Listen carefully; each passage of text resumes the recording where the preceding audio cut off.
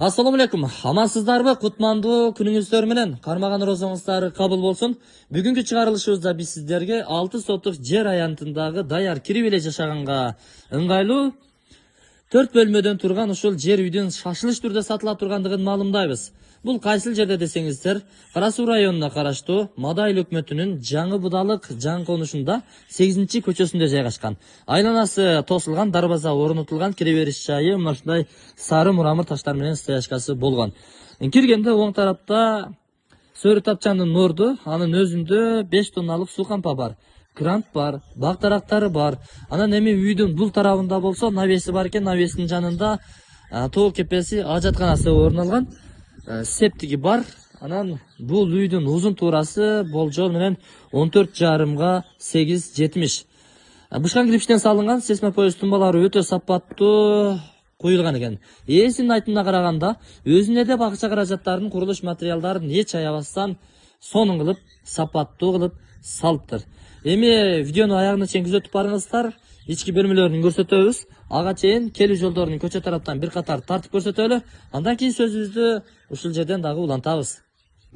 Жанагы сатыла турган үйгө сиздер Ош Өзгөн трассасы тараптан келе турган болсоңуздар, Учкун айылын жакшы билесиздер. Мал базарга бурулган поворот менен түз чыгып келе берсеңиздер, Жаңы Будалык айылындагы кире бериш жайдагы ушул көпүрөдөн өтүп эле сиздер солго буруласыздар.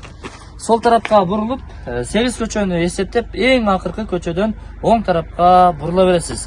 Эгерде сиздер Ош Алай трассасы тараптан келем дей турган болсоңуздар, анда 9 километр болуп калабы. Чагыр айылыны аралап түз келе бересиздер. Мына ушул Жаңы Будалыкты жакшы билесиздер. Кааласаңыздар, Жаңы Алай айылынын үстү тарабынан да келсеңиздер болот. Жүрүңүздөр 8-көчөдөн жолугушканча.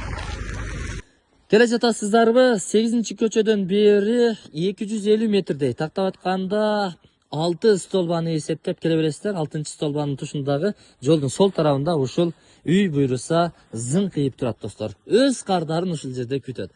Караңыздар, болгону ушу идиш-аяк көрпө төшөгүңүздөр менен көчүп келсеңиздер болду. Айланасы мына песка блоктор менен тосулган. Дарбаза орнотулган. Бул жак боюнча бүт маалыматтарды айтып өттүк. Эми үйдүн ичине киргенге чейин мына навес тарапты бир катар көрсөтүп коелу. Андан кийин сиздерге бут кийимди чечип, ичкерide маалымат берели. Мына карагай менен сонун кылып навес кылыптыр. Азбир шипер менен жабыптыр. Ажаткана менен тоо кепе бул жакта, стойкалары болсо профилден асты стояшка болгон. Үйдүн узун турасын айттык. 14,5 8,70. Ana жүрүңүздөр. Бурундолгон темир эшик аркылуу кире баратабыз. Бисмиллахир-рахманир-рахим. Бул кире бериш жайы. Коридору же болбосо бул жерди холл кылып пайдалансаңыздар дагы болот. Бул тарапта буюрса 3 көздүү чоң терезелери камтылыптыр пластиктен. Мына оң тараптан баштай берели. Кандай дейсиздер? Оң тараптан башталган иш жакшы дейт го. 2 канаттуу чоң эшикти ачып кире турган болсок, бул жагы зал, залдын узун туурасы 7ден бир аз ашып калат. 7,5 4. Надежный потолок болгон, керилме шыптама, 2 люстранын орду каралган, күн чыгыш тарапты караган, пластик терезелери камтылган достор. Андан сиздер бул тарапка келсеңиздер, детский комнатасы бар. Детский комнатасы болжол менен 380ге 3,5 болгон чакан бир бөлмө. 4кө 3,5 десек дагы болот. Болжолду. Бул тараптан терезеси камтылыптыр. Эшиктерин байкадыңыздарбы? Жыгач эшиктер сонун, өзгөчө, бышык, сапаттуу.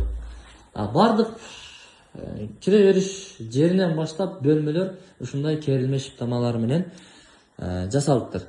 Бул жакта 2 бөлмөсү бар. Азыр ремонту бүткөн, даяр кирип жашашып атат.